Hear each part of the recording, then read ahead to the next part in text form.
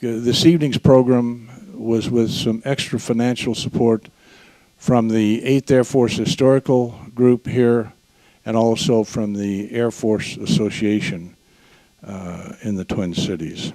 So thanks to them for being supportive of what we're doing. Well, let's get started. Our program this evening is on the bombing campaign in the Pacific. It's based on the book Whirlwind, written by Barrett Tillman. And when I talked to Barrett, I said, "Hey, Barrett, can you send me a little of what you've done?" And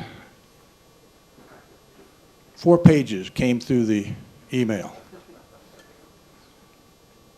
We have corresponded over email, we've corresponded over the phone, and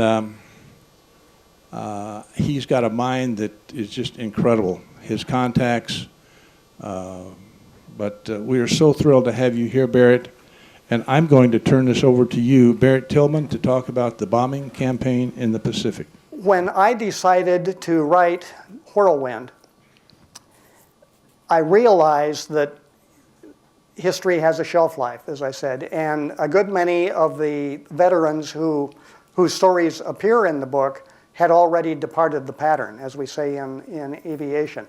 I started interviewing and documenting interviews with World War II veterans in the early 1970s. And by the time Whirlwind was published in 2010, 40% of the contributors to that book were already deceased. Advance forward 2 years to just last year with the history of the Enterprise, 53% of the contributors to that book were already deceased. So if I were to offer a bit of advice for anybody who's remotely interested in World War II history and history that came after it, whether it's Korea, Vietnam, whether it's non-military, whether it was what it was like, hey dude, to grow up in the 60s, man. That too is going to be seen as a period that's slipping away from firsthand memory. So the 3 words are, do it now. To begin before the beginning, I wanted to set the stage as to what the world's militaries expected of strategic bombardment between the world wars.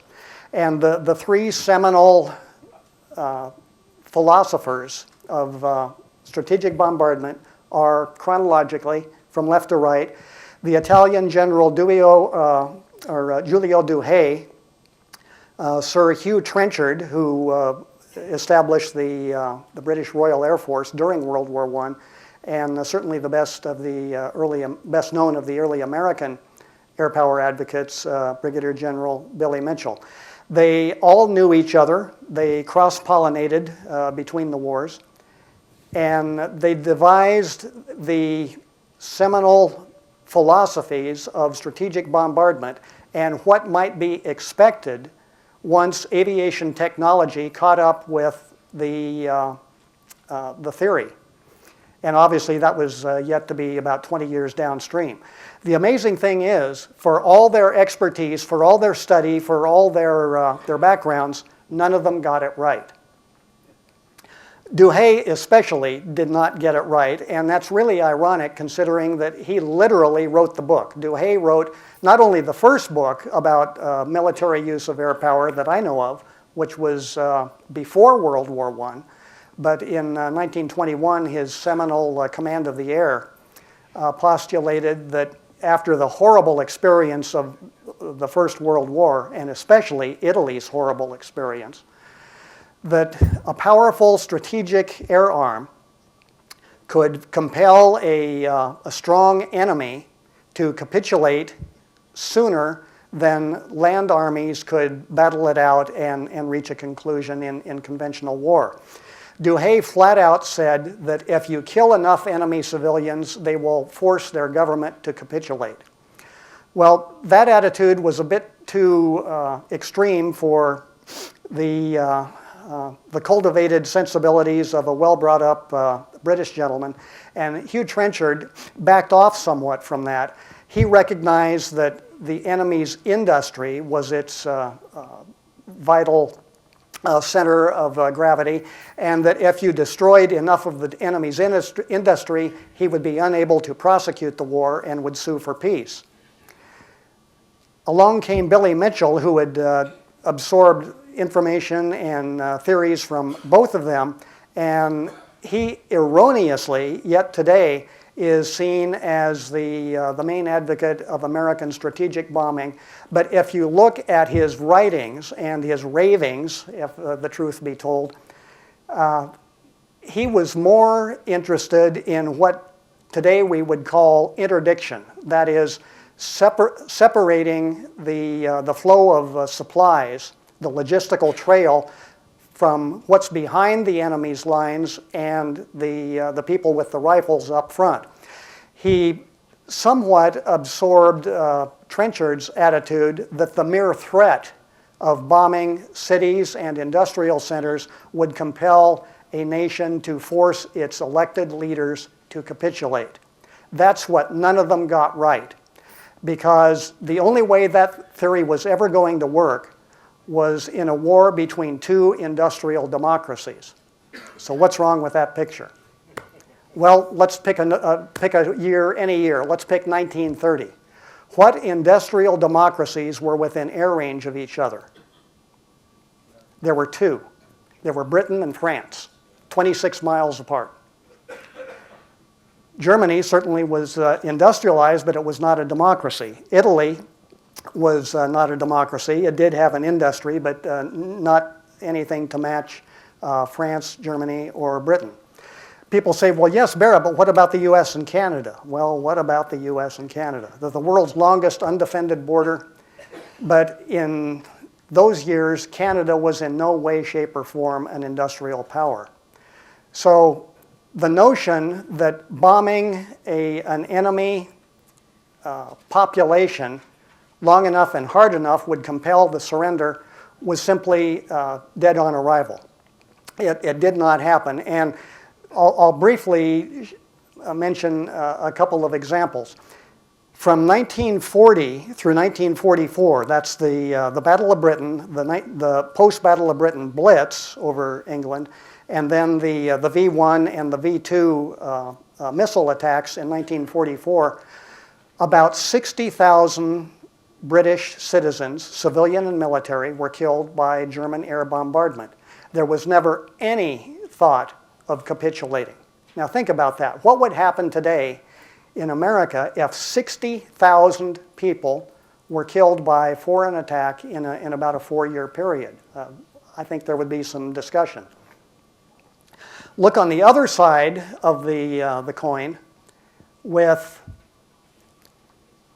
an unknown number. Between 500 and 600,000 Germans were killed by Allied bombing from 1941 to 45. Never came close to capitulating. About 330 to 350,000 Japanese were killed by aerial bombardment in 14 months. Never came close to capitulating. And I'll look at that a bit more downstream.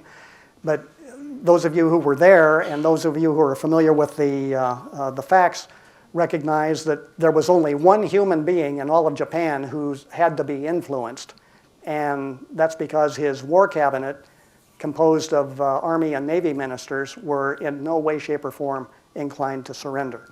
So that's the background going into World War II in 1942, when we see that the assumptions that were made in the previous 20 years as air power doctrine was evolving were mixed at best. Obviously, bombing did in fact have the capability to reduce the enemy industrial base.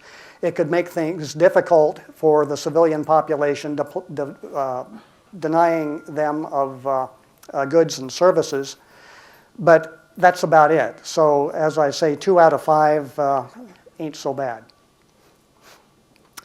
A quick look at the chronology. Obviously, when you're talking about bombing Japan, you start with the Doolittle raid in April of 1942. But then nothing happens for 14 months. You get up to July 1943 with the first missions from the Aleutians, and I'll discuss that in a little bit more detail later on. But those of you who fly probably realize that the idea of bombing Japan into submission from the Aleutian Islands was not a very good idea at all. That is one of the major weather factories in the world, and apart from the immense distances, you're talking 700 to 900 miles across the North Pacific, it simply was a logistical nightmare. Once we get up to mid-1944, things really accelerate with the first B-29 missions from China.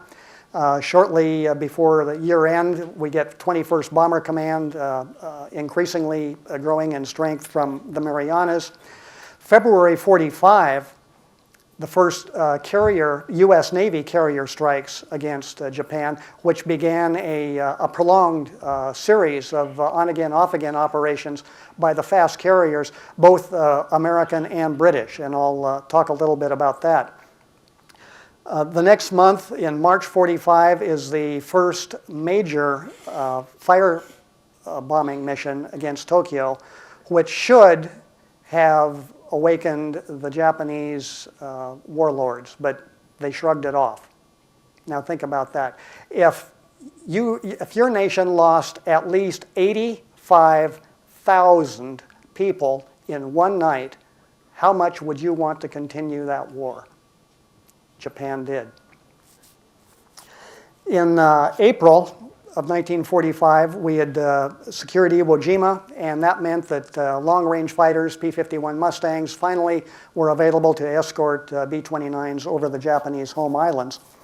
By the middle of that summer, in July, the Japanese Navy was no longer a factor, yet we were still expending blood and treasure and mechanical assets to attack the inert Imperial Navy in its main lair at Curie. And then, of course, in August, the 2 atomic bombs followed by Russia's declaring war on Japan. And that triple whammy finally convinced Emperor Hirohito that for the sake of his people, he needed to end the war. Doolittle raid, officially the first aviation special project. And oddly enough, the brainchild of a submarine officer, Captain Frederick Lowe, who realized that we could launch Army bombers from an aircraft carrier, hit major Japanese cities, and without the intent of having any strategic impact as far as damage inflicted, but a tremendous morale boost for the American public. I was privileged to know General Jimmy more than somewhat, and just a remarkable individual. I met him shortly before his 80th birthday. I was commissioned to write a text for the Los Angeles Chamber of Commerce birthday party for him. And he was very much still the engineer at age 80. He had that clipped, precise engineer's way of expressing himself. And somewhere along the line, perhaps running the 8th Air Force, he had picked up a British affectation. He said aeroplane rather than airplane or even plane. And he referred to his friends as chaps rather than guys or fellows. I mentioned the war from the Aleutians to northern Japan in the Kuril Islands up here at the end of the Kamchatka Peninsula. And depending on where you're talking about, whether you're launching from Attu or Kiska or Shemya to Paramashu in the extreme north, like I said, that's 700 to 900 miles across the North Pacific one way. And It was some of the world's worst weather, and the Japanese were determined that they were going to defend even the fog-bound remote Kuril Islands, and they inflicted heavy damage upon the 11th Air Force and Fleet Air Wing 4 to the extent that those operations ended for 5 months, spanning late 43 to early 44. But after that, being reinforced, both the Army and the Navy Air Arms resumed operations with what they called the Empire Express, and inflicted a fair amount of damage, which basically forced the Japanese to pull their remaining air defenses back to the home islands. Theater of war. The thing that most impresses me about the campaign against Japan is the immense oceanic distances involved. My red dot laser has gone away, but from Chongqing and the related areas in central eastern China is 1,600 miles from the tip of Kyushu, the southernmost Japanese island. In turn, actually, Chengdu is the B-29 staging fields northwest of Chongqing. They also are 1,600 miles from their primary bases in Calcutta, which is at the extreme northeast section of India. So what did that involve? That meant that the world's most sophisticated aircraft, the B-29, was committed to combat in one of the most primitive, difficult, logistically difficult areas of the entire war. And frankly, it did not go very well. The diplomatic and political pressure coming down from President Roosevelt and to an extent from Winston Churchill was such that Hap Arnold, the chief of the Army Air Forces, prematurely committed the first B-29 wing to combat before most of the crews had even completed a full training syllabus. But they did what they could with what they had, and remember, in order to reach the staging bases in China, they had to overfly the Himalayas, some of the world's highest, most rugged mountains. So logistically, it was just unworkable, and that fact was immediately apparent to Major General Curtis LeMay, who essentially saved the B-29 program. And you can make the case, as I do in the book, that by making a success of the B-29, he helped ensure an independent U.S. Air Force after the war. Meanwhile, out here in the central Pacific, in the Mariana Islands, which is just under the word ocean on the graphic, we had other B-29 wings rotating in there as the airfields were constructed.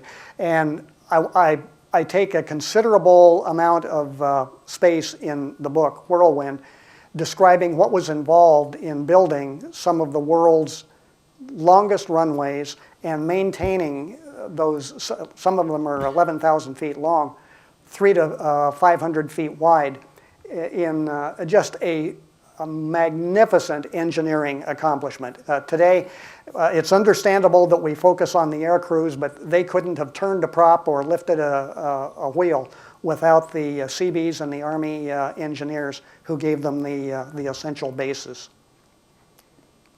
Meanwhile, what was Japan doing? Well, the answer is not much. The Japanese high command was badly divided along Army-Navy lines. And if you look at some of the post-war interrogations, as I did in researching this, you'll find that in America, it was said that the Second Front was fought along the Potomac River between the Army and the Navy, with brief excursions by the Marine Corps. Well, in Tokyo, inter-service rivalry was a full contact sport.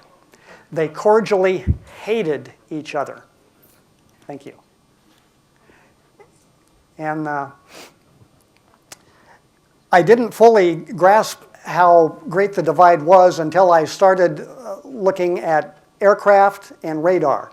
And I was blessed as a youngster. I learned to fly at 16 and grew up flying airplanes that are older than I am, mostly Navy aircraft that my dad and I restored. But with American and British aircraft, a Navy pilot could get in an Army airplane and an Army pilot could get in a Navy airplane and everything's hunky-dory. Okay, let's light the fires and put the gear in the well. Didn't work that way in Japan. The Japanese Army Air Force was influenced by the French. And guess what? In French airplanes in those days, you pull on the throttle to go. The British, or the Japanese Navy was influenced by the British, who have a common sense, logical push to go. So imagine that you're a Japanese Navy pilot suddenly trying out a Japanese Army airplane. Yeah, you get the idea. Additionally, the air defense network in Japan was badly convoluted. It was never really fully integrated. And in one of the strategic bombing survey documents that was most useful to me, I saw a schematic showing the major radar stations throughout the Japanese home islands. And I think there were 74 or 75 of them. And as you would imagine, most of them are clustered in the southern and central areas, which are the most important.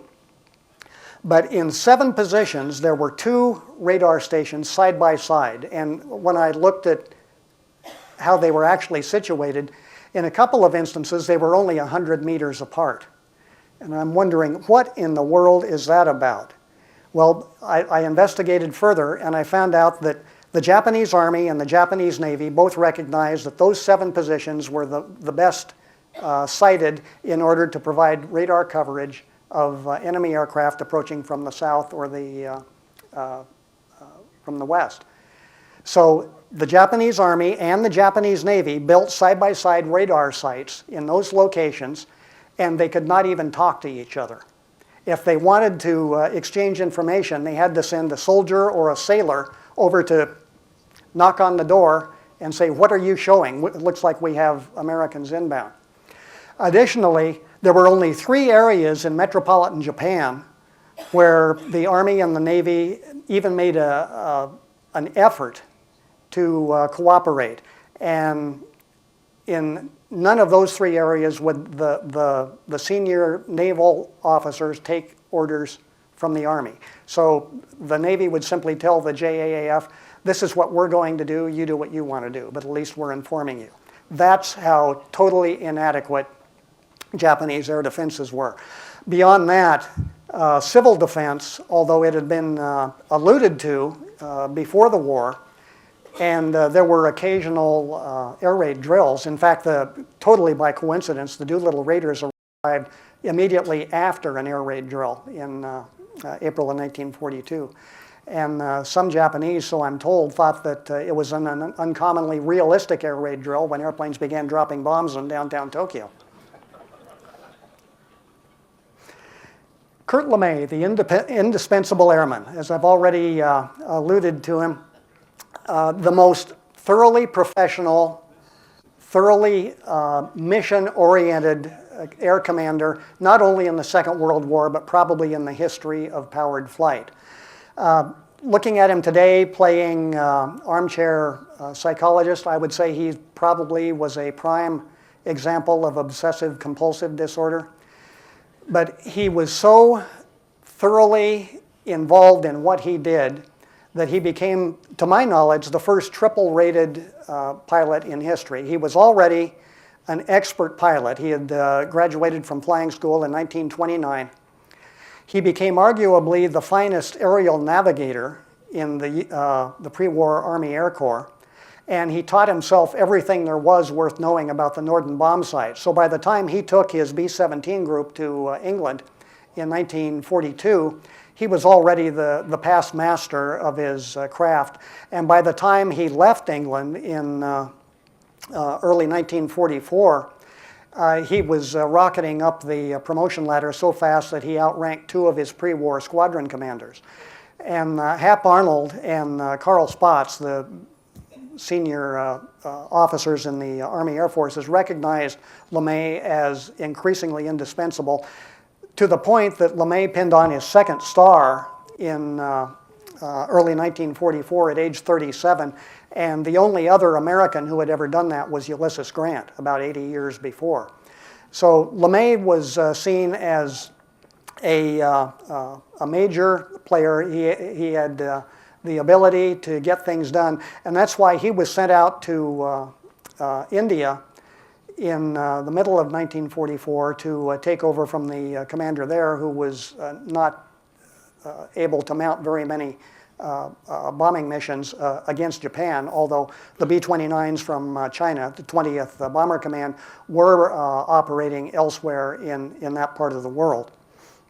Long story short, LeMay worked minor miracles in 20th Bomber Command. He increased mission availability by something like 300%. He streamlined maintenance.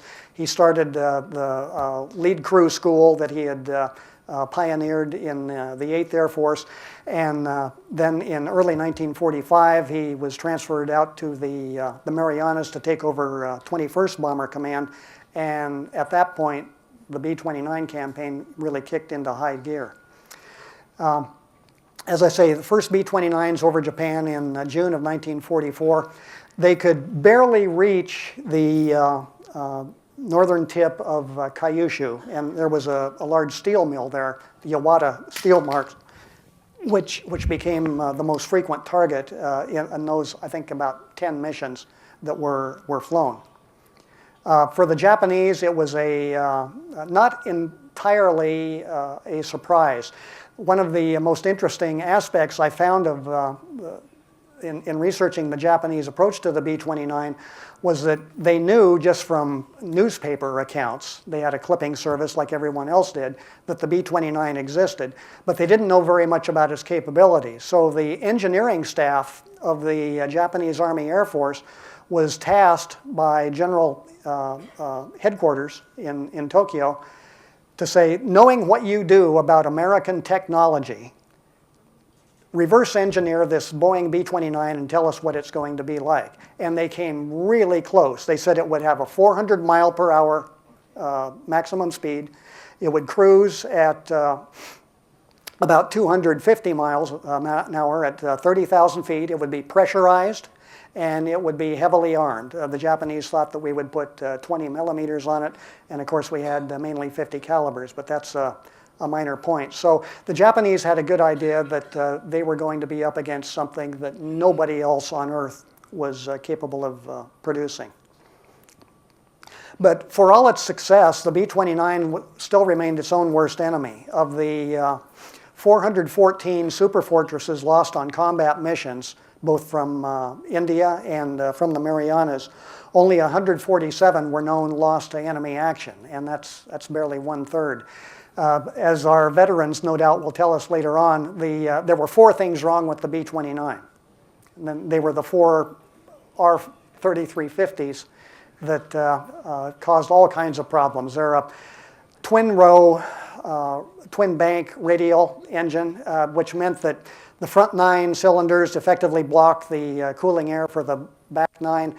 And I forget the exact figures now, but an in-flight engine fire in a B-29 was about 85% catastrophic, because the magnesium cases would catch fire, and there was almost no way to extinguish those fires.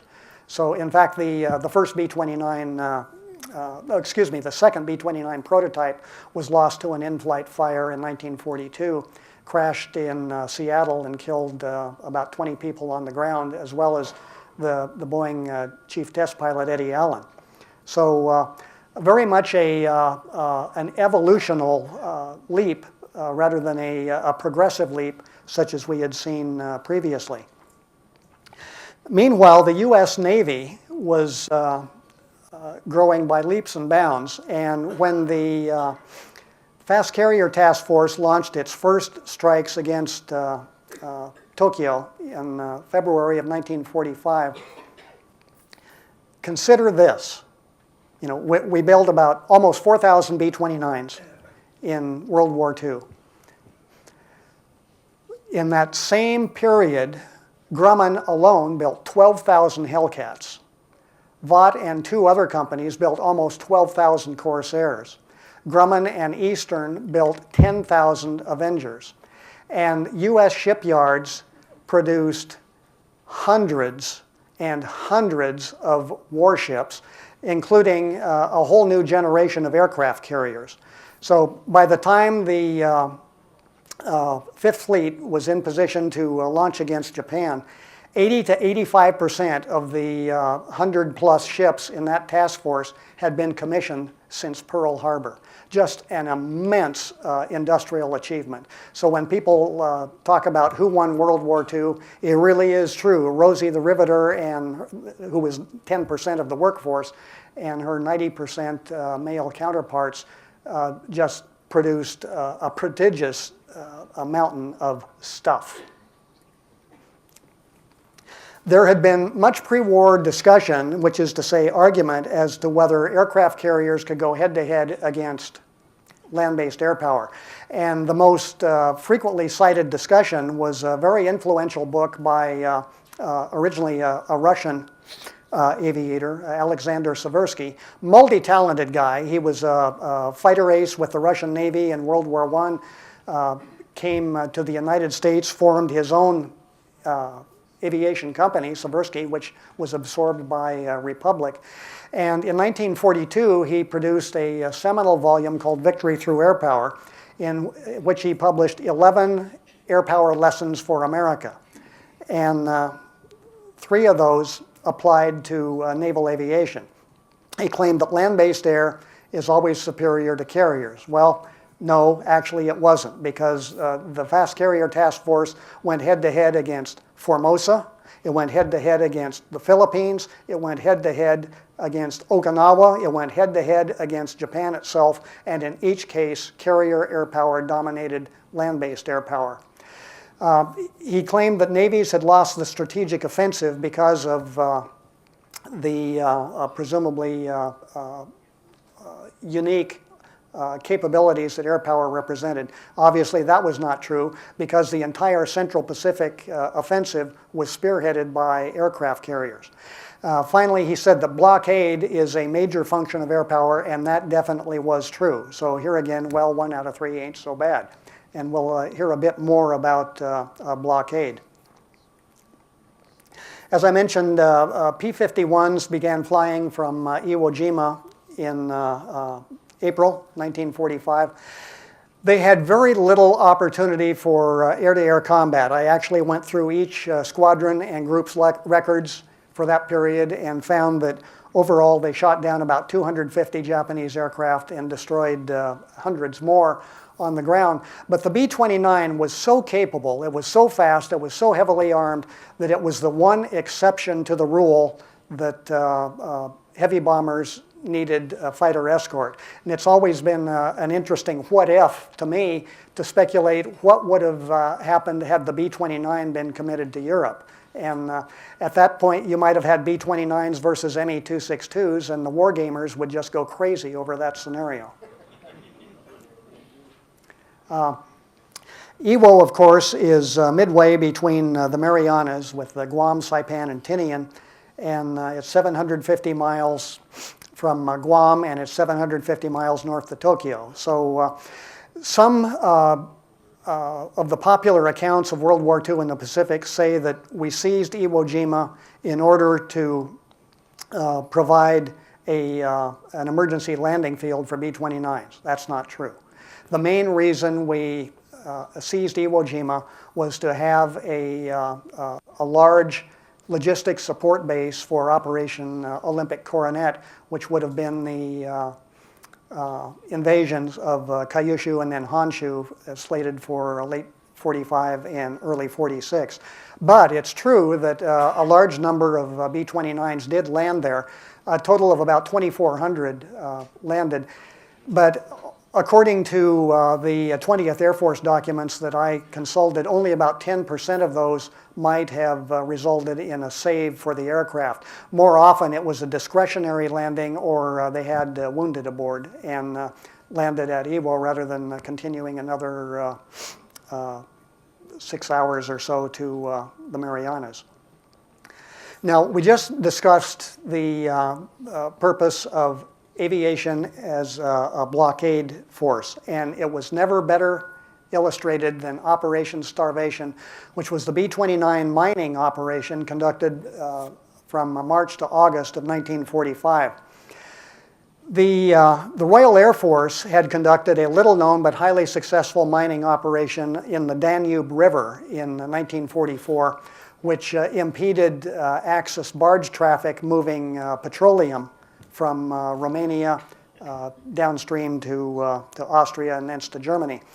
But nobody had ever been able to conduct a massive strategic mining campaign like 21st Bomber Command. And to LeMay's credit, he said in his memoirs that when he first received the orders to devote one of his wings to mining the Shimonoseki Strait, which is the choke point between Kyushu and Honshu, he was opposed to it. He thought that it was going to be largely a wasted effort because he had no experience of mine warfare, and he much preferred to get on with the strategic air war against Japanese industry. But after the first few weeks in which the 313th Wing, and I think mainly the 505th Group, became the dedicated miners, they achieved spectacular success. We were able to track by radio intelligence the reduced shipping traffic through that strait, and in a matter of weeks, let alone months, iron ore imports from the Asian mainland were down 90%, and petroleum imports were down 80%. So it made a tremendous difference. And the great thing about the mining operation was you didn't have to sink a ship in order to have an effect. After a few weeks of Operation Starvation, Japanese shipyards were choked to capacity with damaged ships that had struck mines and limped into port. So there was a residual downstream effect that just was beyond expectations. And I still think that with only 1,500 B-29 mining sorties, we had a tremendous result. And I don't think that the military principle of economy of force has ever been better demonstrated. No, that's not an accordion. That's a Supermarine Seafire with the multi-wingfold mechanisms.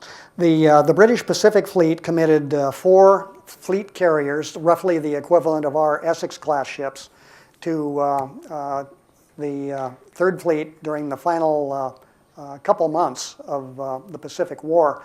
And their contribution has largely been glossed over, but lest any Americans start feeling superior towards the numerical disparity, let's remember that the Royal Navy invented aircraft carriers.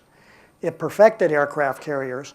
And not only that, but post-war, and what we still see today, the main developments in aircraft carrier design and construction came from Britain. That is the steam catapult, the angled flight deck, and the mirror landing system. So the Royal Navy need not take a backseat to anyone when it comes to carrier innovation. Previously, I mentioned the attacks on Curie, which targeted the largely useless Japanese battle fleet. And Curie Harbor essentially was turned into the world's biggest flak trap. The Japanese Navy was out of oil. It had very little reserve left and was hoarding what fuel supplies it did retain to meet the expected invasion. And consequently, the battleships, the carriers, the cruisers that were, as the saying goes, lying doggo in Curie Harbor, posed no threat to anyone.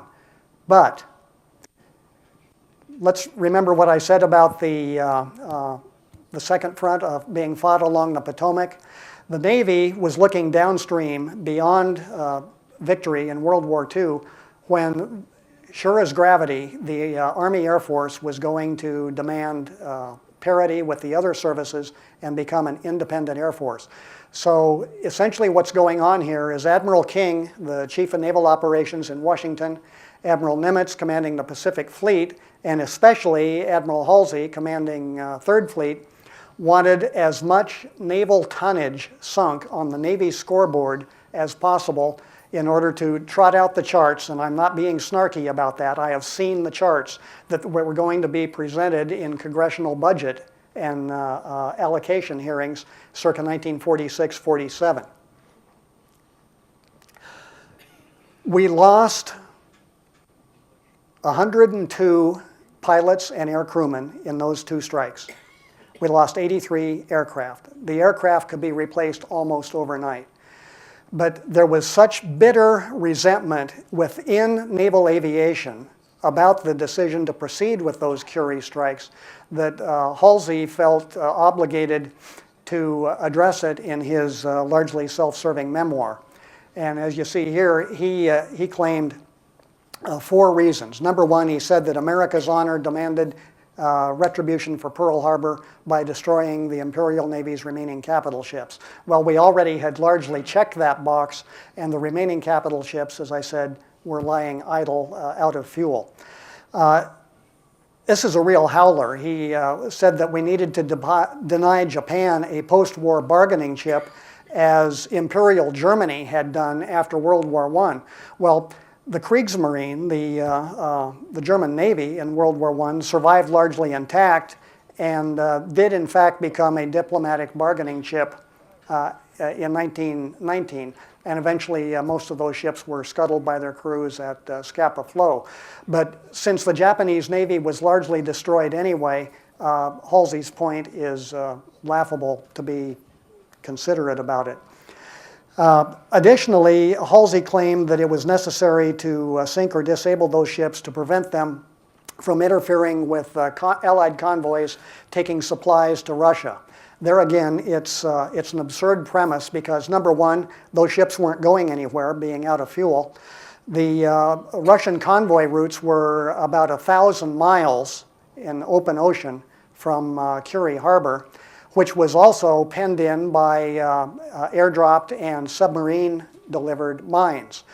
Not to mention a whole bunch of naval aviators out there eager to run up the tonnage score and collect some Navy crosses, which is not to say that there were also submarine skippers out there looking to run up their tonnage score and collect some more Navy crosses. So the notion that a Japanese battle fleet could even leave port, let alone interfere with the Russian convoys, again, is absurd. And it just proves that Halsey was simply over the top. Finally, he resorted to the final statement, I was following orders. Well, without being too snarky, we can conclude how I was only following orders went over post-war. The fact is that the carrier commander, Vice Admiral McCain, was opposed to the Curie strikes. He saw them as unnecessary, but he made his pitch to Halsey. He was rebuffed, and after that he just did as he was told and proceeded as we have seen. The priorities in targeting naval targets is an interesting comparison here. What's more important, to finish off some rusting warships in Curie Harbor or to sink coal ferries that take strategic material, coal, from the northernmost island of Hokkaido to Honshu? In the 1920s and 30s, the Japanese produced a class of high-speed coal ferries. They were fairly advanced designs. They were steam turbine powered, pretty fast. They would do 14 to 17 knots. And the lead class of those ships, I think there were 4 of them, their value was immediately apparent to Task Force 38 planners. So during a lull in the strategic phase of the war, in July of 1944, the fast carriers went after coastal shipping and those coal ferries. They sank 3 of the ferries, and one of the lead class was run aground. And almost immediately, that operation reduced the amount of coal going to Honshu for power and factory use by more than 50%. So I guarantee no hill diver or Corsair pilot got a Navy Cross for sinking a coal ferry, but the aviators who did that made a far bigger contribution than those who bombed battleships in harbor. And as we've seen, the Curie campaign did in fact coincide with the end of the Imperial Navy. Its last notable sortie was early in the Okinawa campaign, when the super battleship Yamato with a light cruiser and about 8 destroyers was intercepted at sea and just overwhelmed by fast carrier aircraft. I think about 380 carrier aircraft sank. The Yamato, the cruiser Yahagi, and I think 4 of the 8 destroyers. And after that, the once all-conquering Imperial Navy simply was no longer a factor. So we get to August 1945. I'm going to skip over this because the story is well known. But I've already alluded to the immense industrial effort that the United States brought about in those 4 years. The Manhattan Project started from 0 in 1942 and delivered big time in 1945. So it was one of these enormously focused, highly concentrated projects that the government can accomplish when it really sets its mind to it. And you can read the numbers there. The B-29 program cost more than 1/3 more than the entire Manhattan Project. And I have to share a favorite story with you about the Hanford Project, which was in Washington State and produced the plutonium that was used in the Nagasaki bomb. My father was a naval aviation cadet at NAS Pasco, Washington, when the Hanford reservation was just under construction. And as Dad said, it was death or worse if a cadet on his first solo, for instance, dared to divert a little bit to the west to overfly the Hanford operation. And he said, of course, we all did. But there was nothing to see out there. There was some power lines, there were some buildings, there was some housing construction going up, but nothing at all remarkable.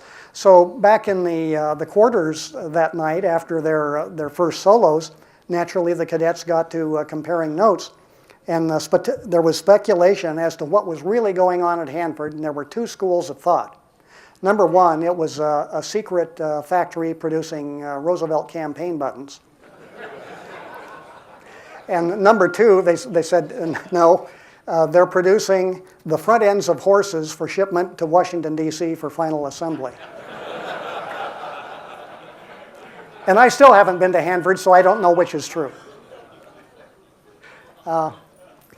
Enola Gay here seen ready to load the Fat Man bomb, and that was delivered on August 6th, 1945 against Hiroshima. 3 days later, because the military and political leaders of the United States had expected immediate capitulation with a stunning demonstration of nuclear power, the second bomb was delivered, and the fact that a second one was necessary was a surprise to a great many people, but General Leslie Groves, who oversaw the Manhattan Project, had said all along that he expected it would take 2 just to convince Tokyo that the first was no fluke. A little bit parenthetical, Groves stood up the Manhattan Project as an 06, as an Army colonel. he commanded most of it as a brigadier general. Now, think about that. In 1944-45 dollars, billions of dollars administered by a one-star general. Today, believe me, in the Pentagon, one-star generals go for coffee. So the World War II generation really did grow up fast, and it's slightly off subject, but I'll use one example to demonstrate. One of my friends from the Fighter Aces Association, where I was secretary for 14 years, and by the way, the exposure to about 300 or 400 fighter aces does give me the functional equivalent of a PhD in egotism.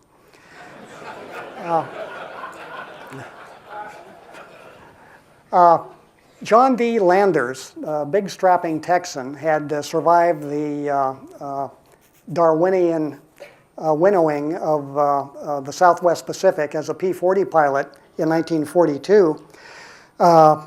Came back to the States, recycled to 8th Air Force, and commanded a squadron, a fighter group, and then another fighter group. And at the end of the war, Lieutenant Colonel John D. Landers, commanding the 78th Fighter Group, was 24 years old.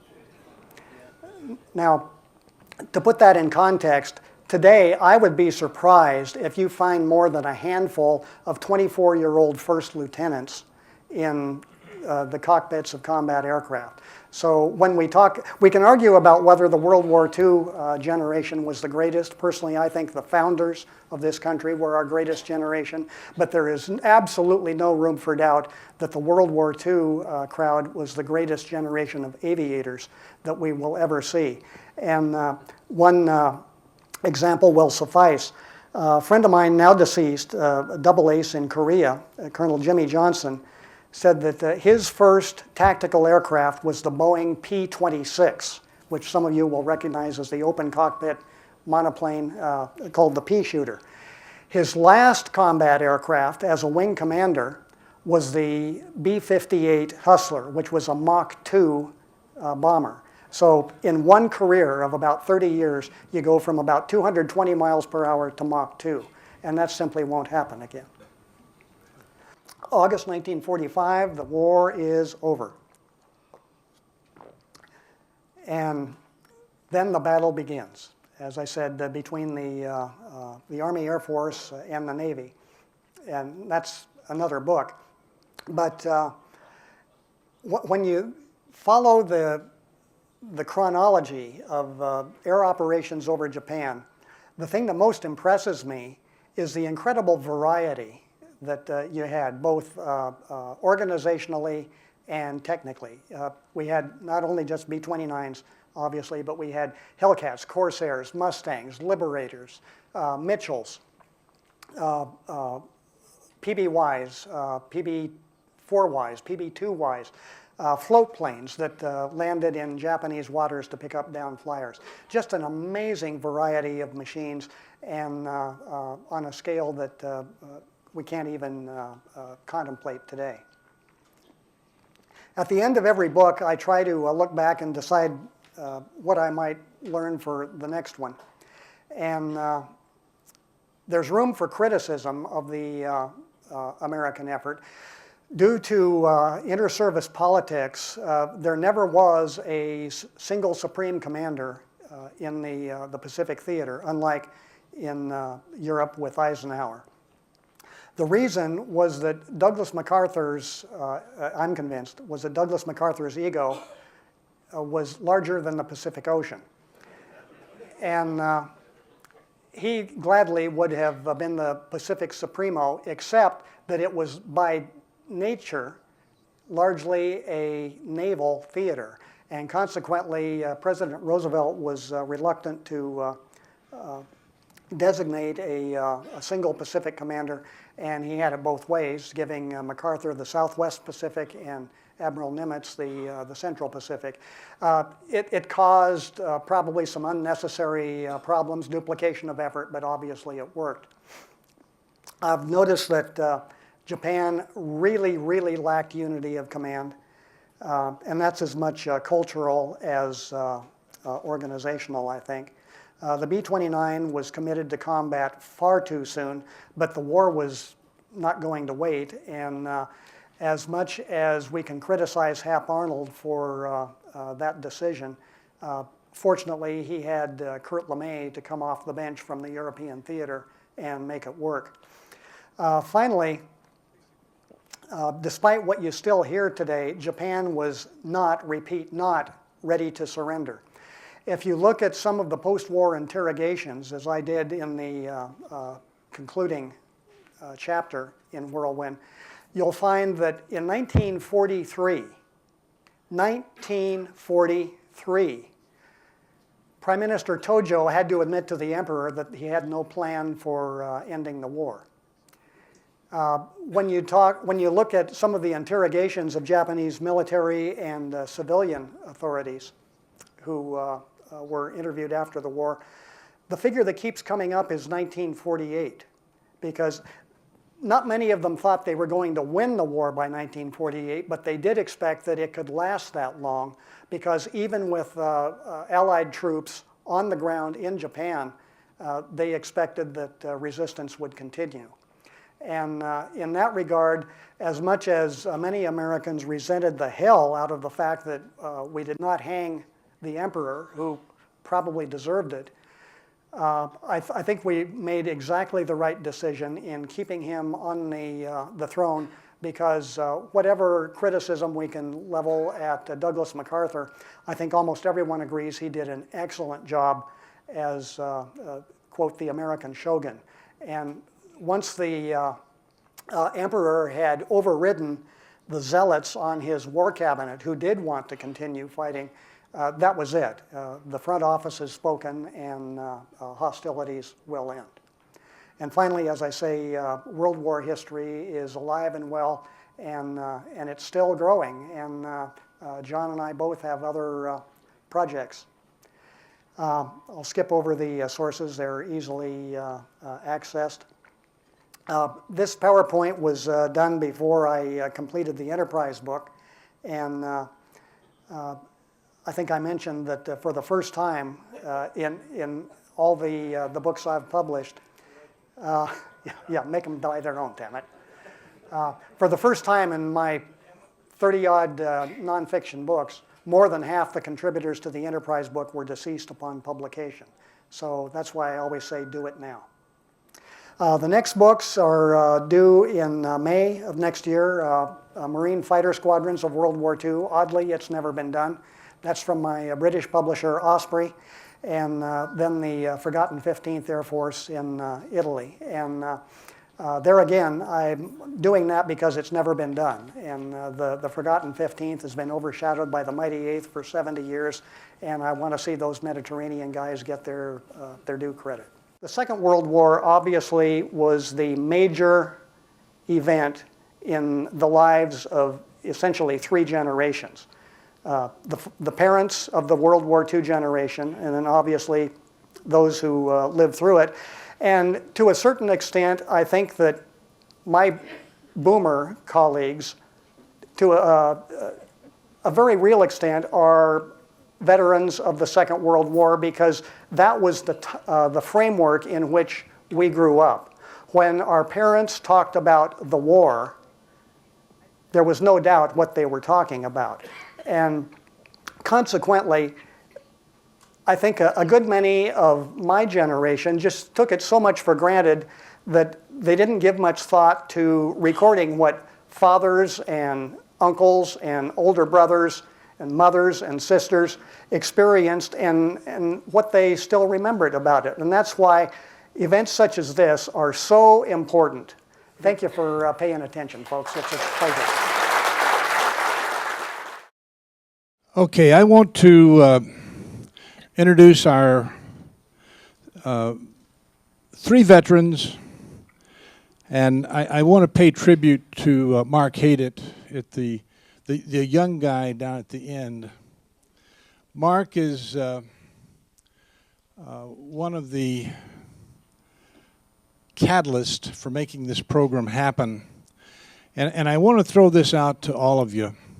If any of you have a suggestion of a topic, a book, an author, or some veterans, please give them to me. In the case of this, I had been working to try to attract Barrett Tillman on a topic, and Mark said, "Hey, I know a guy named Hugh Schilling, and a guy by the name of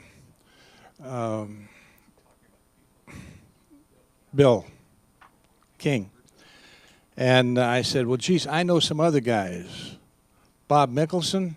And then I go to the 8th Air Force luncheons, and here's Clint there. So it was kind of a circular path, but we ended up here tonight. We're going to ask for some participation from our veterans, and to do this, I'm going to give a little bit of bio to talk about them.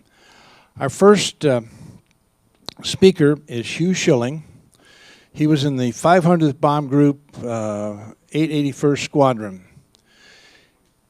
He grew up in St. Paul, enlisted in March of '43 at Fort Snelling as an aviation cadet. Went down to Biloxi, Mississippi, basic training, up to University of Cincinnati. Went down to San Antonio, did pre-flight, and things changed in his life. They then shunted him into gunnery school. He went to Lowry Field in Denver for armor gunnery school, and then as he was finishing up there, was transferred over to the other side to learn how to do the central fire control, which was now part of the B-29. And I think it's fair to say that was one of our early computer uses in warfare. Then went down to gunnery school at Fort Myers before the twins were there, right?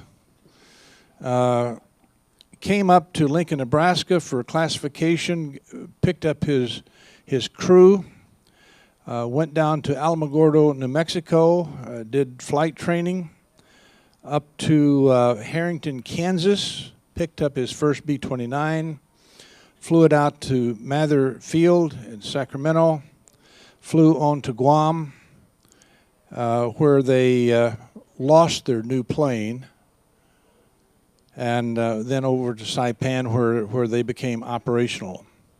People keep asking me, what do you remember about the service? 70 years ago, when I enlisted, and I still remember my serial number, 17145310. And how many people can remember a number for 7? You're not up yet. So it did it. That shows you how being in the service affected your life. Yeah. Absolutely. Yeah. Well, once you got to Saipan, could you tell us some of the memorable experiences that you had in your operations? I think you had 10 missions? Yeah, 10, 12 missions. 12 missions, yeah. Tell us about some of those missions. Well, I think the most memorable was our first one, which was almost our last one. It was a day mission, and on a day mission we'd take off, 2 o'clock in the morning, somewhere in there. And so we get down and we pull out on the runway and it's ready for takeoff. And I being in the back of the airplane, but in the front they had the pilot, the co-pilot, and the flight engineer. And the duty of the co-pilot was to crank up the turbochargers on the engine as you started down the runway. Well, he forgot to do that. And we went all the way down the runway, and we took off one of the runway lights with our nose wheel. We were still on the ground, but we had about a 200-foot drop down to the ocean. So we settled down and came back up again. So that's kind of a nice way to start combat, yeah. But I got over there at the end of the war, and I think we only had 3-day missions, and all the rest were night missions. And the interesting thing in a night mission is that you all went up singly. You didn't. In a day mission, you'd meet at Iwo, and you would all corral together, and you'd fly formation from Iwo up to wherever you're going. And so, being the CFC gunner on the aircraft, I was the only person that could see 360 degrees on the aircraft, and on the top of the aircraft. And many times you get up there, and it depends where you were in the mission, but usually they had the fires burning pretty good by the time you got there. And you'd look up, and there would be someone with their bomb bays open right above you, or, a little to the right or a little to the left. And that was really quite scary, you might say. And the only other thing that was scary, if you ever got caught in the lights, we got caught in the lights once. And it seems like it's forever, but it wasn't very long. And I think the other miracle thing is that damn B-29 lasted in going up and back. They never told anyone it was an experimental aircraft when we were flying in it. And I don't think we learned about it, our crew learned about it, until we went to a reunion down at Colorado Springs, and this Air Force general got up and was giving the history of the B-29 and with all the wonderful things it was doing. And he said, folks, he said, that aircraft really was an experimental aircraft when you were flying it. And I think when the first one flew, they gave Boeing an order for 900 or something like that, and then he kept upping it up. And the things, I think we had more scary times in training than we did when we got overseas. I remember one time we came back from a night mission down at Alamogordo, and the pilot they went to let the flaps down. The flaps didn't come down, so they walk out in the bomb bay, get out in the bomb bay, and the emergencies, you could plug something in or change the coupling, and the flaps that come down. Well, the flaps came down and the gear came down all at the same time. So we went from flying with no flaps and the gear up to coming in or landing with full flaps and the gear down. Not in 2 or 3 stages, but one stage. And we never did make we had cross countries. We were supposed to go on 3,000-mile cross countries, and we never did make one. And yet I was going to ask you about that. Yeah. No, we never completed in training a 3,000-mile cross country. We had a mechanical or some such thing. One time we took off for cross country, and a life raft popped out of the compartment. And I don't know, did you ever have that happen? It hit the horizontal stabilizer and was hanging on half the life raft on the top and half on the bottom. And so that was kind of a short mission, you might say. But I think, my experiences in combat, which were a lot less than these folks to my left here, was that they were long, 15, 16 hours.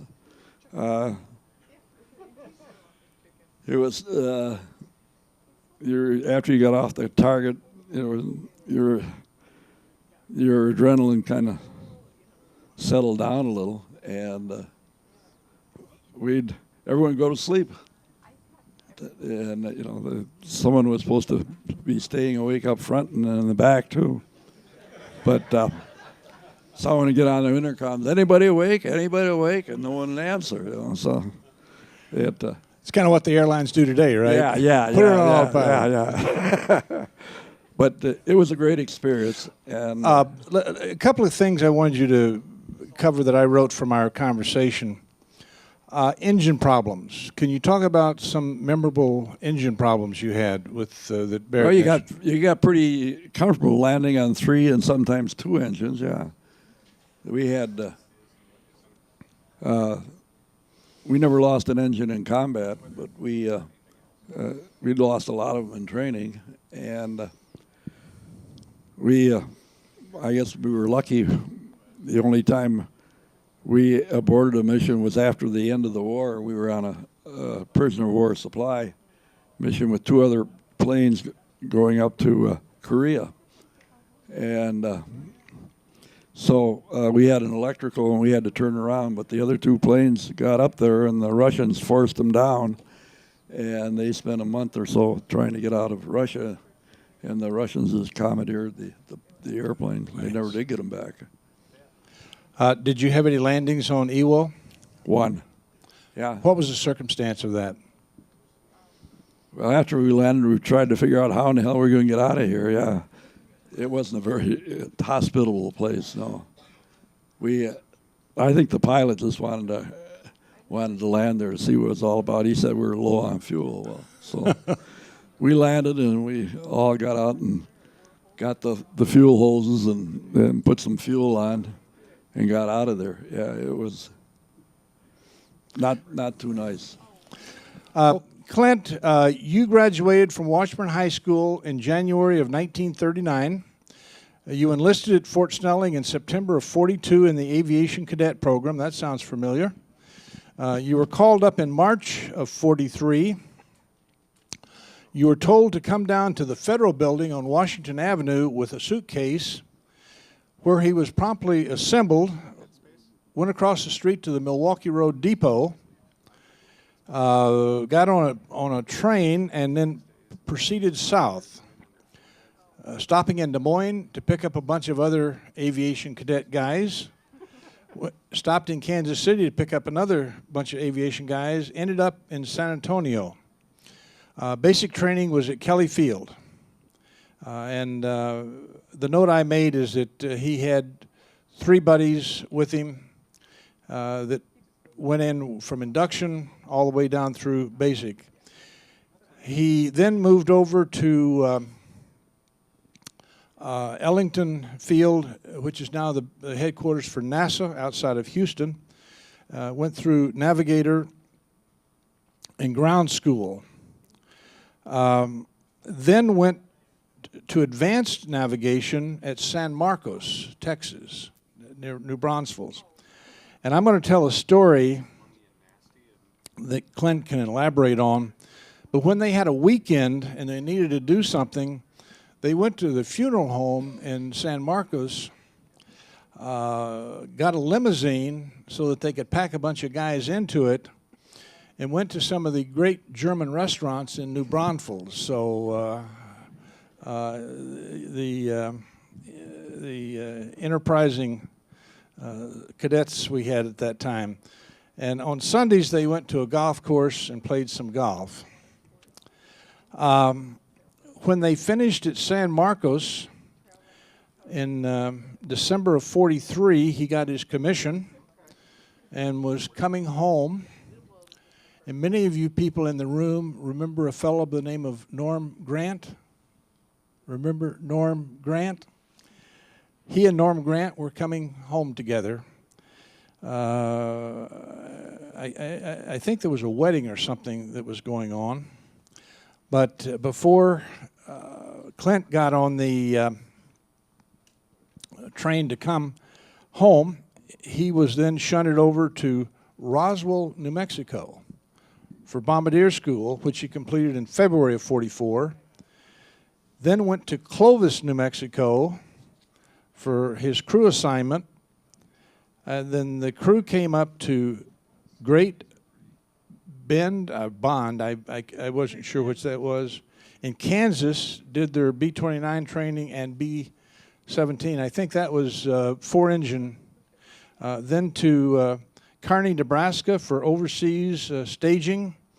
And then he kind of followed the route that was mentioned earlier to Mather Field, where they then got on a C-54 and ended up going Hawaii, Johnson, Kwajalein, Guam, and then into Saipan as a part of the 498th Bomb Group, 473rd Squadron. So we had two guys that were in the same place, and you guys had never met each other till this experiment, right? St. Paul, Minneapolis is an ocean apart. Clint, you had your first mission in October of '44. Can you talk about some of your other missions? You did a total of 30 missions, and talk about some of the memorable missions that you had. Okay, thanks, Don. Some of my remarks are going to be very similar to what has been said tonight. In October of '44, we got to Saipan. And if you heard Don, he said C-54. The squadrons in the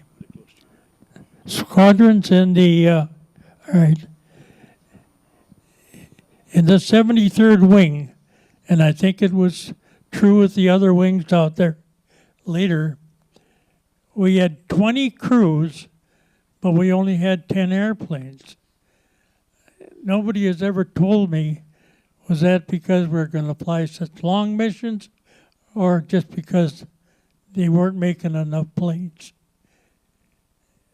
The first B-29 flight bombing Tokyo was November 24th. Of course, 10 crews took the airplanes. We were the one crew that sat out. On November 27th, 3 days later, was my turn. And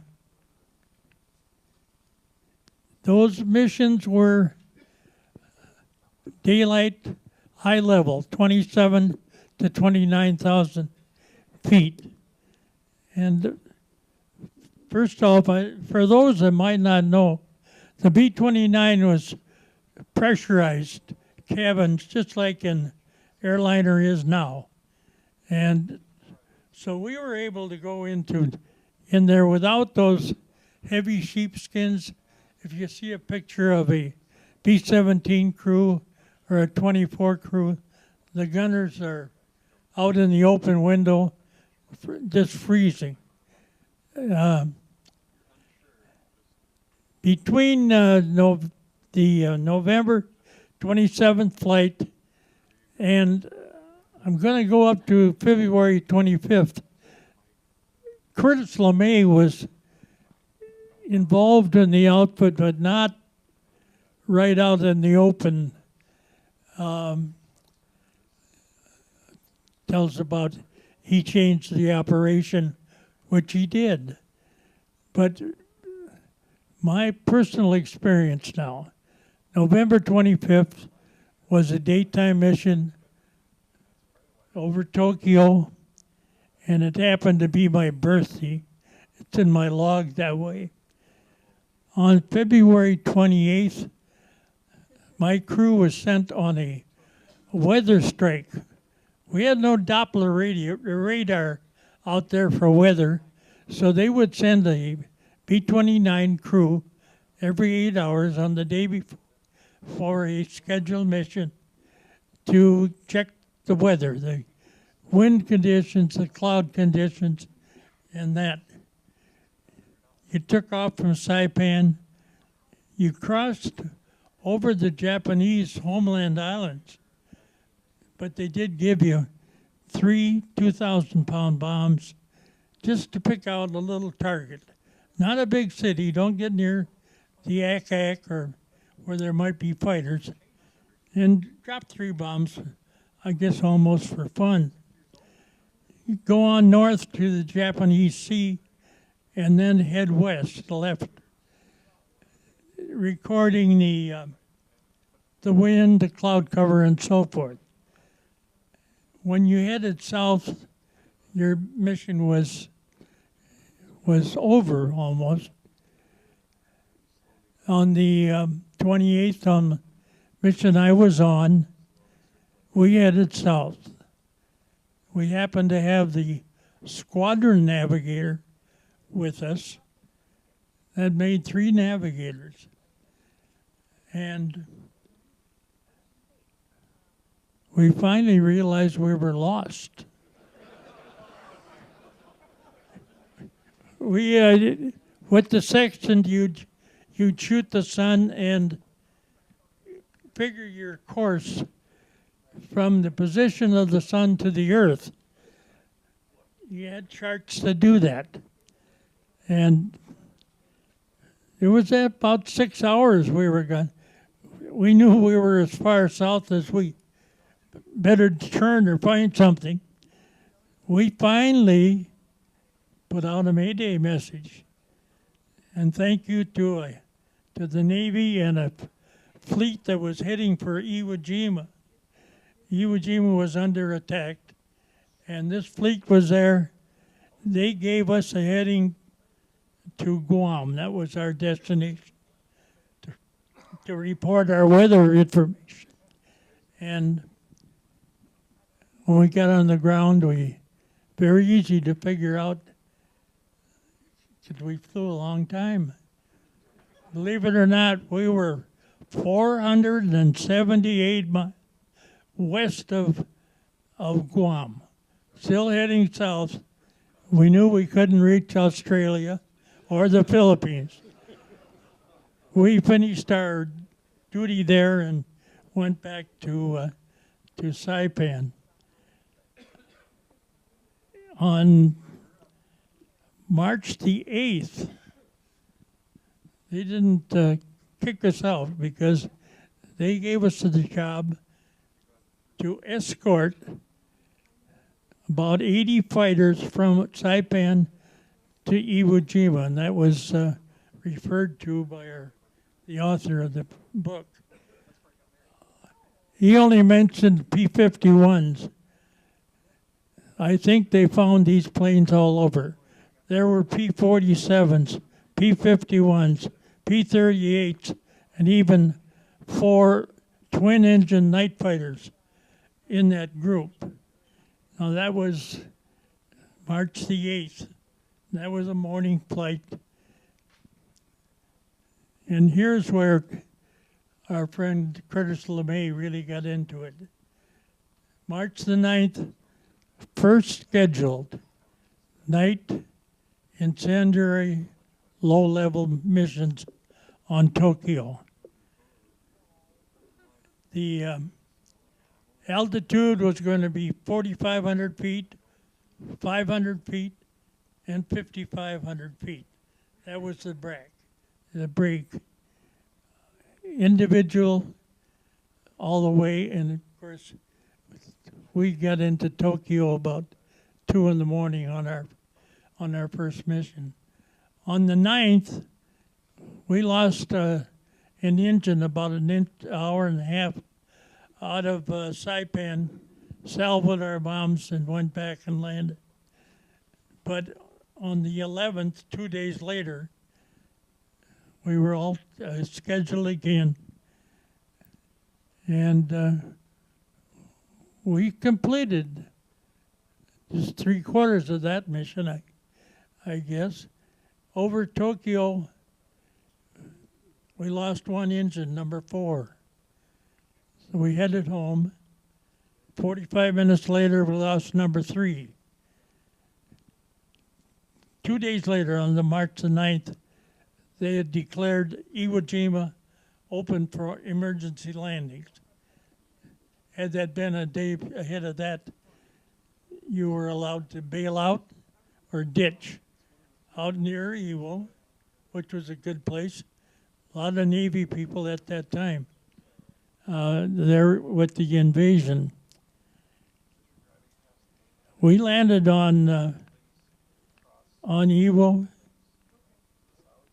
I was 24 years old, and they keep talking about young Marines.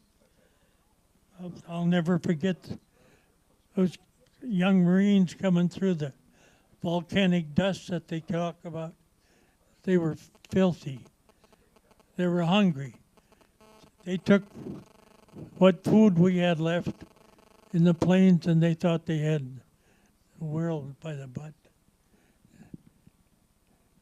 About 6 hours later, they come in with a C-47 and picked up the crew. Later, they repaired the airplane and got it back to Saipan. Now, they referred to fighter escorts. Those fighters we took to Iwo on March the 8th. I don't know what they were involved in totally, but it was April 12th before we had a fighter escorted bombing raid over Tokyo. They started, they used the B-29 at accelerated speeds to fly with the fighters who had a faster cruising speed than we did. And as we approached Japan, the plan was make a left circle, and which we did. We looked overhead, and here comes the fighters. They circled over us. They had a real good mission, knocked down about 80 that I had heard about of Japanese planes. That was the only fighter escort mission that I had. And at that time, these were the new plans under Curtis LeMay, low-level night, and daytime was brought down to 15 to 17,000 feet. At the beginning of his, I look at night raids as the real beginning of his planning that was out in the open. Because somebody said, what are you going to do? They're bring those planes down to 5,000 feet. You lose all the planes. And his comment was, so that was just going to be too bad. My 30th mission was May 17th. I was on the island until June 10th. Took a troop ship that come out of the South Pacific with some of the Merrill Marauders that were. Say, Clint, let's hold that point. Bob Mickelson was born in. Thanks very much. Bob Mickelson was born in Minneapolis, graduated from South High School, enlisted at the Federal Building in the summer of '43 for the Aviation Cadet Program.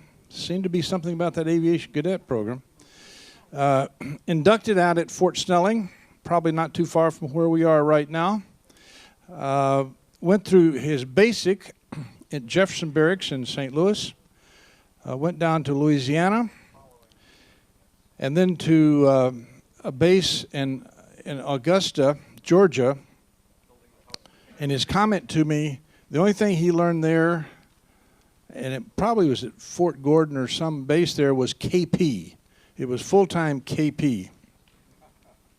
Then went over to gunnery school at Fort Myers, and he might want to elaborate on this thing, but one of the things he picked up as a part of his gunnery training was shooting clay pigeons. And that is now one of the great sports that he still goes out to the hunt and shoot club with clay pigeons. And then they started doing clay pigeons on a curving road and did a lot of missions out over the Gulf of Mexico in B-17s and B-24s. Went to Wichita, Kansas, got his crew assignment, went to B-29, got his B-29, went to Alamogordo, and to the point that was made, I think, by Hugh, they did a long-range mission over the Southwest, and they actually went out to the Pacific Ocean from Alamogordo on their cross country, and they did formation flying while they were at Alamogordo. Went down to Wichita, Kansas, picked up a new B-29, went to Mather, which seems to be the port of debarkation, Hawaii and on. But he ended up in Guam and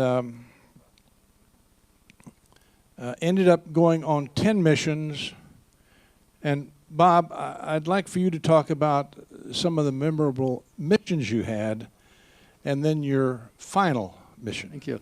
So we'll fast forward to mission number 9, which was the 24th of May, 1944. It was a night mission, Tokyo. Left Guam about 5 p.m., arrived Fujiyama around midnight, and over the target, hit that large, that intense updraft that we tried to avoid, but we took it straight ahead. Bomb bay doors refused to close. So we had this, this drag on the airplane and checked the circuits and the switches and everything. And finally, the only way to bring that bomb bay, the rear bomb bay doors up was to get out in the bomb bay, hook the winch to the little screws on the end of the bomb bay and winch it up by hand. We had used so much gas that we knew we couldn't get back to Guam, so we did land at Iwo Jima.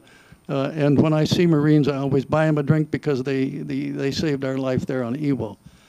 Got back to Guam about noon, and were listed for another mission beginning again at 5 o'clock. So we got very little sleep.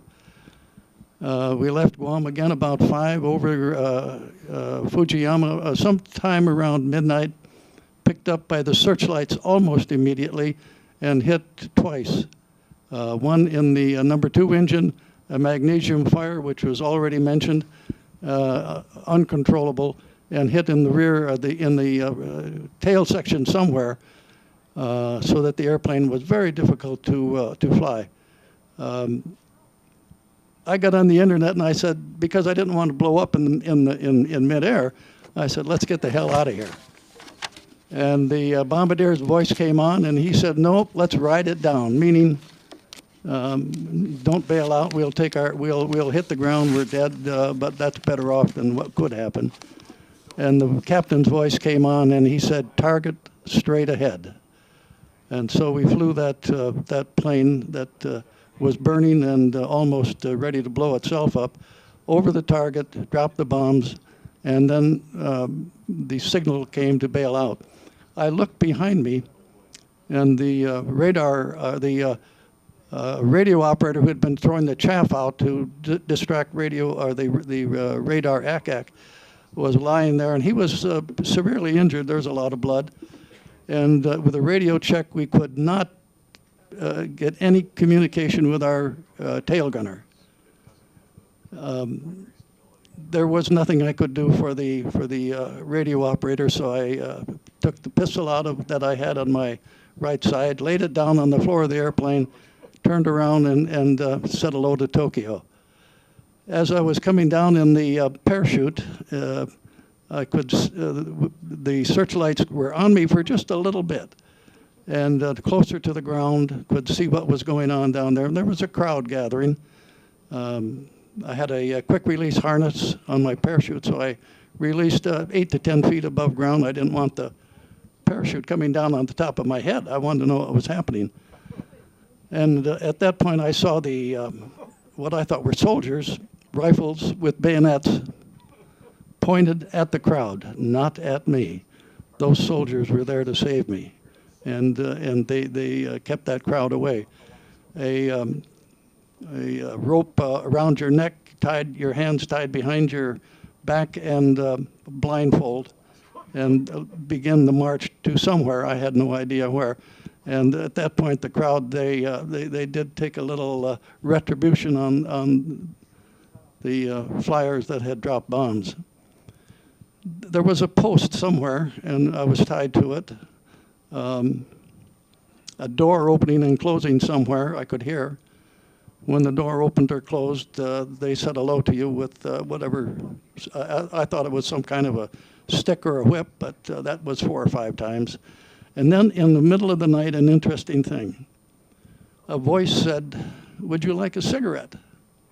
I said, "Sure, I'll have one." So a cigarette put to my lips, and I took a puff of that very, very strong tobacco. And then the voice said, "Wine." Excuse me, the voice said, "Tea." I had a little sip of tea, and then the voice said, "I have a cousin in America. Do you think my cousin is safe?" I didn't know how to answer.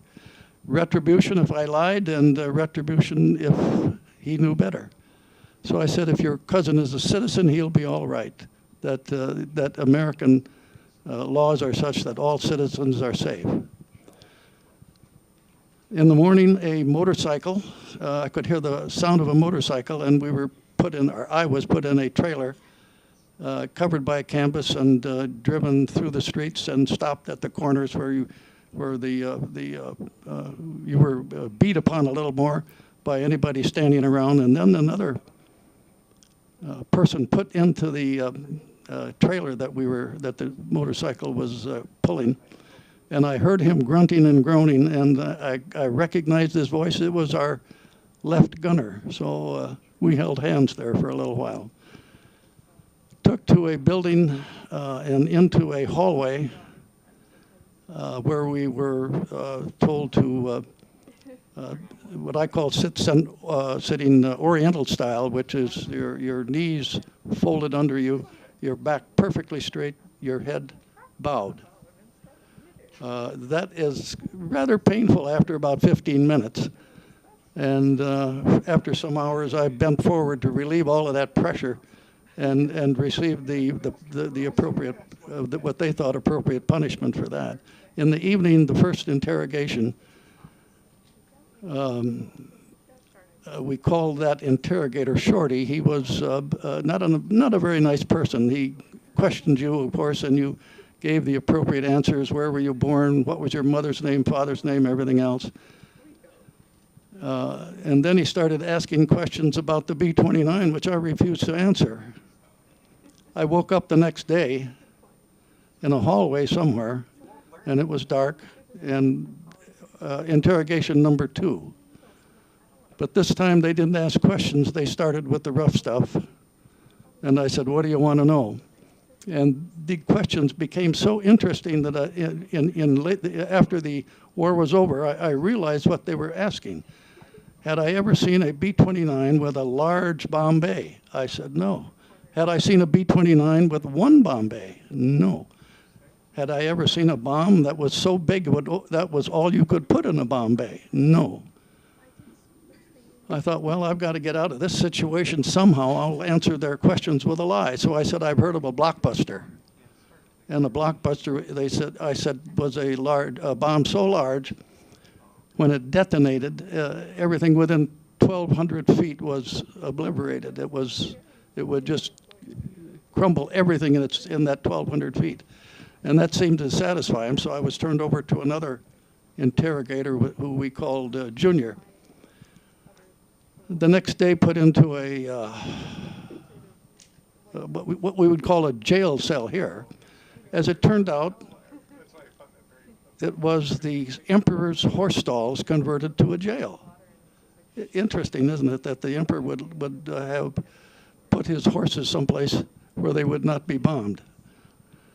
These horse stalls were right next to a building that was the headquarters of Kempi Tai, who was the Gestapo of Japan. There were, I don't know how many prisoners in that cell, but they had promised the older prisoners who had been there, some of them since March, and I think one of them mentioned in Mr. Tillman's book was Richard, what was his name, Don? We looked it up in the book. Do you remember? Carmichael. Richard Carmichael is named in Mr. Tillman's book. He was a person that took care of us after we got out of these horse stalls. We were there for what was I? Oh yes, there were so many people in these horse stalls. We could not stand. We could not sit. We had to kneel along the walls. And the Japanese then removed from these horse stalls alphabetically the older prisoners that were there, A to H. My last name begins with M. I'm alive. There were 62 taken out that we know of. Not one survived, not one. But they did make room for me. We could sit there and we couldn't, we weren't that crowded anymore.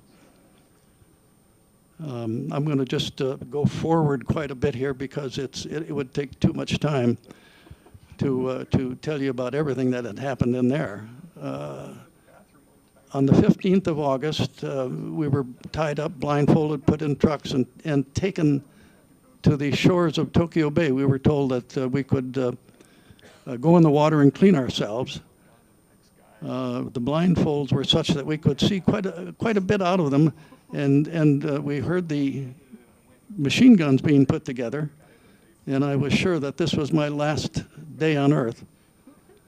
There was a loud argument. I did not understand a word of the Japanese, what they were arguing. But Junior was there, the interrogator, and he was arguing with the lead interrogator, whose name I learned was Kobayashi.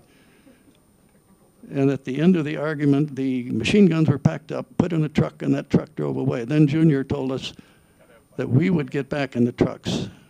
And most of us had a lot of difficulty getting in the trucks without help.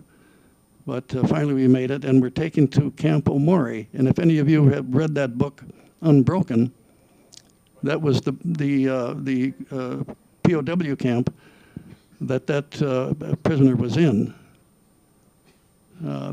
That was approximately the 15th of August, and we were told to stay in one of the barracks and not go out of that barracks except to go to the latrine in back of the barracks. The reason is that we were not POWs, we were war criminals. And war criminals are to be executed. And it was this colonel that told us, do not go out.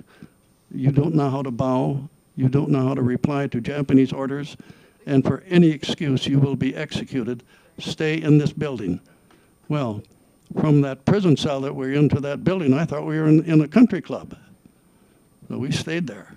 Food was brought to us, and we were there for several, probably 3 or 4 days.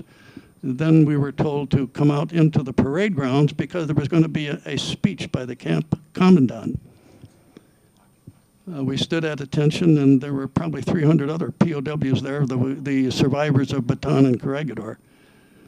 The commander spoke. The interpreter gave us his speech in English, and essentially what he said was, Japan does not surrender. Japan and the United States are now allies. We have joined forces to fight the Russians. Aren't you happy? The next day, all of the Japanese in that camp, the guards and everybody else had gone. It was empty except for the interpreter. And the Corregidor and the Bataan POWs raided the PX, they raided the food stores, they went after everything they could find. Lo and behold, all kinds of Red Cross boxes. And we all were so emaciated and so hungry that we ate everything we could find. Of course, we got sick all over again. A few days later, the B-29s came over and dropped their barrels of clothing and of food and mostly vitamin pills. And by the time the war ended, we were putting on weight like you wouldn't believe. The 29th of August, there were all kinds of ships in Tokyo Bay. And we watched them as the number in the bay increased and increased, and we knew that the war was over, that something was going to happen. From one of the ships came 2 big not yachts, but lighters, I guess they would call them in England, motorboats full of Marines. And the Marines came up to the dock on the camp, and out stepped a man wearing a white hat, white short-sleeved shirt, white pants, white shoes. And he said, "My name is Harold Stassen. You are now free." And the interpreter was the Japanese interpreter there said, "I have no authority to release these prisoners." Harold Stassen pulled out his .45 pistol and pointed it at him and said, "You have no authority, period." And so I celebrate that day, the 29th of August, Freedom Day. Thank you. Bob, I want to come back to that. I want to come back. Pardon? I want to come back to it. Can I just say this about the papers? Sure. The B-29s went over Japan with leaflets. They dropped over cities. I don't know how many they dropped, but usually 10 or 12 cities at a time, saying, "We are going to bomb you within 3 or 4 days. We're going to drop bombs in your city. Save yourselves. Get out of town." And of course, causing a lot of confusion, and we hope that it would impede the war effort. I have copies of them, and if you can read Japanese, you may have a copy. If you can't read Japanese, I've made copies with Don actually made copies of the Japanese signs here and the English translation on the back. O squared, 314th Bomb Group. Thank you. Bob, I'd like one of you. No, Mark is going to be speaking for Bill King. Bill King graduated from Blake School, went to Yale, graduated with a BA in 1941. Came back to his family-owned business, Northrop King Seed Company. He enlisted in '43, went through the Navy, Navy orientation in Iowa City, Great Lakes, went through flight training, down to Corpus Christi, did more flight training, ending up in Whidbey Island, Washington. He was qualified in a PV-1, I think it was called. There was a PV-1 Ventura that was coming up from from San Diego, got to Whidbey Island, and his counterpart said, "I'm not going any further," because their destination was Attu. Some paperwork was put together. Bill was assigned to the plane and continued on up to Alaska as a part of VB-135. And as Barrett mentioned, the reason, lame or otherwise, for missions out of Alaska was to make people know that we have another way to come in on you. On his second mission, he ran out of gas, crash landed in Russia. They got out of the plane, smashed up all the equipment, and I'm going to leave it there. Mark, if you could talk about Bill King's. I'm happy to, and I'm delighted to be here, and I just want to thank all of these people and why it's so important to preserve these stories, either with oral histories or books that are written or manuscripts that were written at the time. And why I am here is because I've known Bill for a long time. When we undertook the Greatest Generation project at the Minnesota Historical Society, Bill donated to the Historical Society a diary that he kept. It's a diary 7 months of his internment in the Soviet Union. And he was interned in the Soviet Union because the Soviets were concerned. They were fighting the war on the Western Front, and they did not want a war against Japan on the Eastern Front. And they had signed a Soviet-Japanese neutrality pact in 1941, and so he ended up serving as an internee. There were actually 37 bomber crews that landed in the Soviet Union. There were 291 men, and they were interned in the Soviet Union for anywhere from a couple of months to almost a year and a half. But Bill kept this diary, and since Bill, I really wish that Bill could be here to tell his story. Bill is in his 90s. I talked to him last night. He was thrilled that people thought that it was his story, and his diary is important enough to share with you. But I thought I'd share just a few things from his diary that he kept. And he did fly Attu to the Kuril Islands.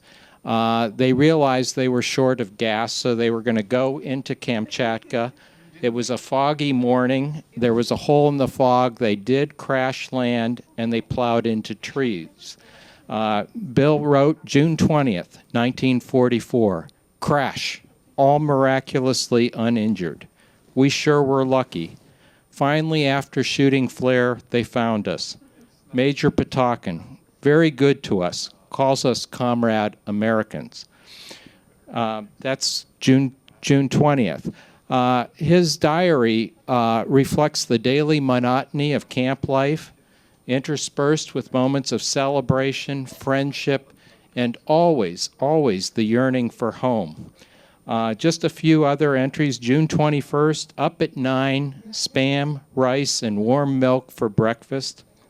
Vodka first, then soup, noodles, and Spam for lunch. Vodka and Spam were pretty regulars on the diet. To keep themselves entertained, they couldn't really leave the camp. They developed a softball league. They made softballs out of old rubber heels, wool stockings, and sheep hide. They also made volleyball, and with volleyball with stuffed rags. They played touch football, and they were able to watch movies several nights a week. On September 12th, he wrote, every once in a great while, an overwhelming feeling of boredom, almost bordering on melancholy, overcomes me. The few things there are to do, such as play cards, pool, or read, you don't feel like doing. You think of home and wish you would at least get a letter, and you feel terribly lonesome. On November 29th, he wrote, great excitement, just had the thrill of a lifetime getting 3 letters. I nearly cried at reading them. I was so happy. He was initially in a holding camp, and then they moved all of the downed air crews to Tashkent. And in December, early December, Colonel Robert McCabe came to the camp. And actually it was Ambassador, I'm trying to think, who was the ambassador? Harriman, I think. Actually, in negotiating with Molotov, said that the Americans at Tashkent, and there were nearly 100 at that time, had to be, what was the quote he used? I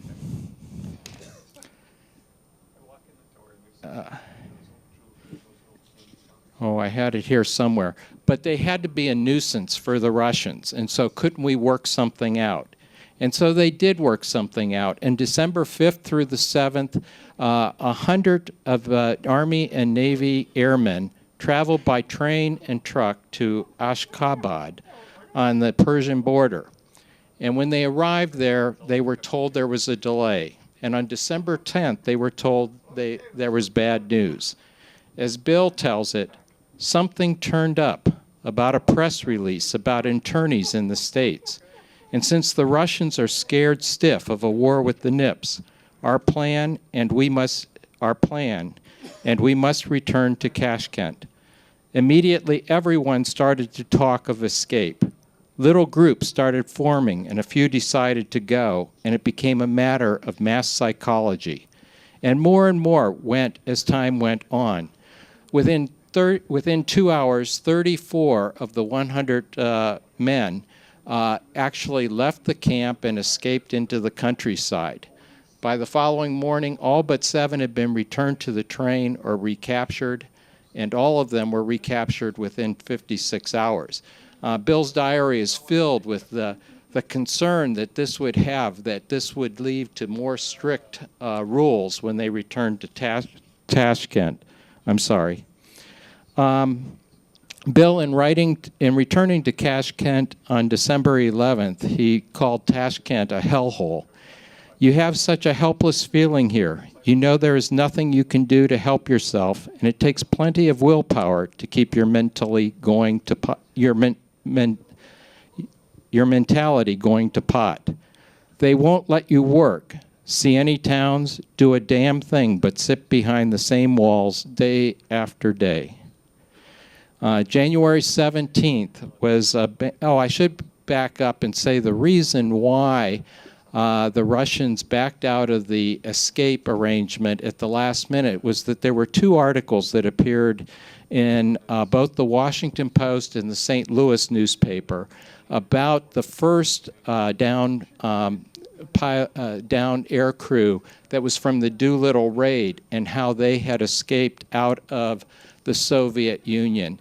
And the Soviets were very concerned about how the Russians would react, how the Japanese would react to that. So they pulled off their plans, and they went back to Tashkent for another 2 months of living in Tashkent. But January 17th was a banner day.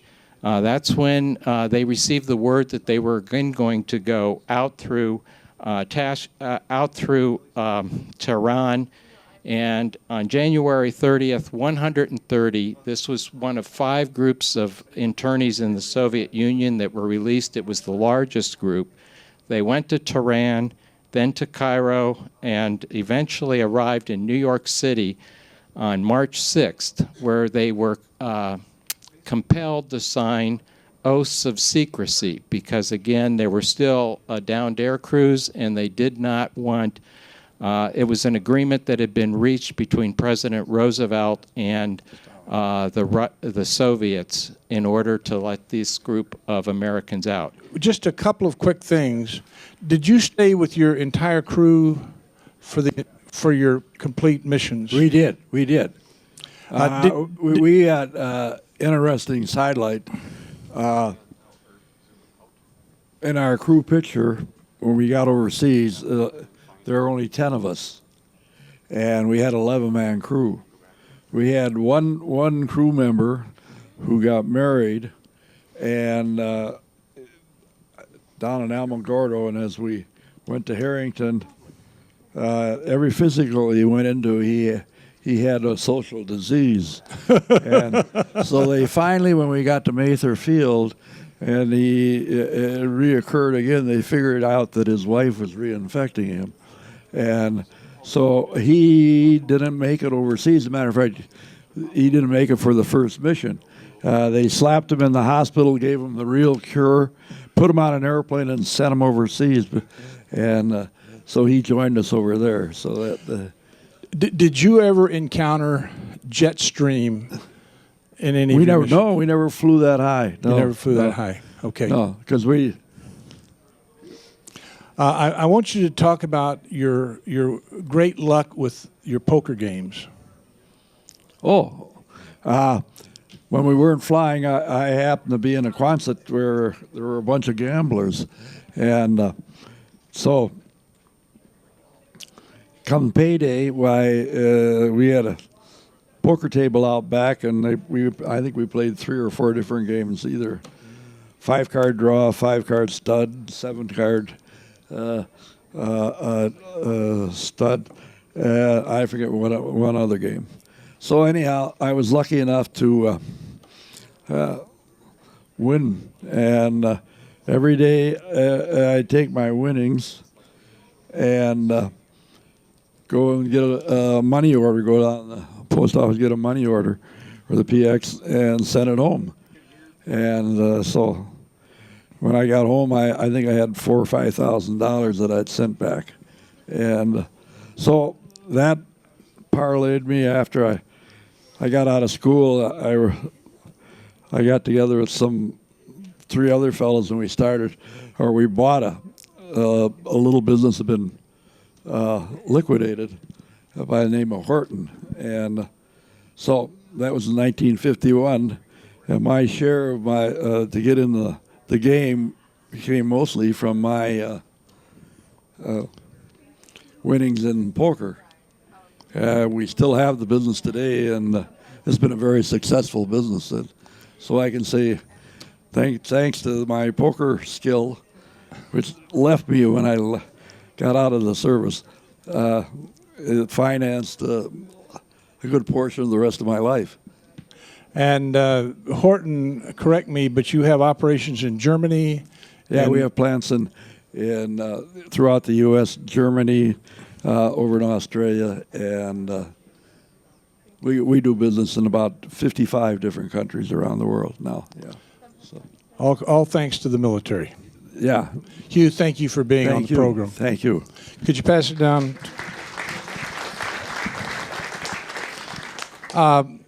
Clint, did you have any encounters with jet stream? Yeah, the jet stream is up around the 30,000 feet. It's usually, if you hit it right, it'll be about 200, 210 miles per hour. It's quite a tailwind. Most of our missions were from the northwest. You took a southeast heading, so you had a tailwind. So you were doing between 450, 460 miles an hour over the ground. So they thought they would experiment. We went southeast of Tokyo, turned into the jet stream. Our speed was 57 miles an hour. But it was I guess it was a good thing, most of the missions. Okay, hand the mic down to Bob. Bob, I want you to show that picture that we pulled out of your liberation. We should have made a slide of this. Mark, can you help him hold it up? This is a picture taken on the 29th of August. Harold Sossin is the person in white. And if you Bob will have that up there later. But if you'll notice on the roof of the building, it says POW, and of course that was done so that they knew where to drop the supplies. I heard that was put up there with toothpaste from the barrels, taken from the barrels that were dropped to us. One other picture I have, may I talk about it? Yeah.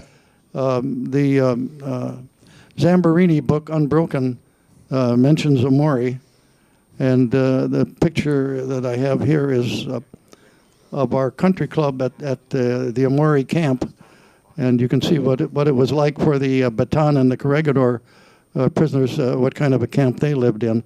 It's quite interesting, although the men there look in rather good shape. Most of them had pellagra and berry and a few other things, and they were over the starving period, but they still had problems later on.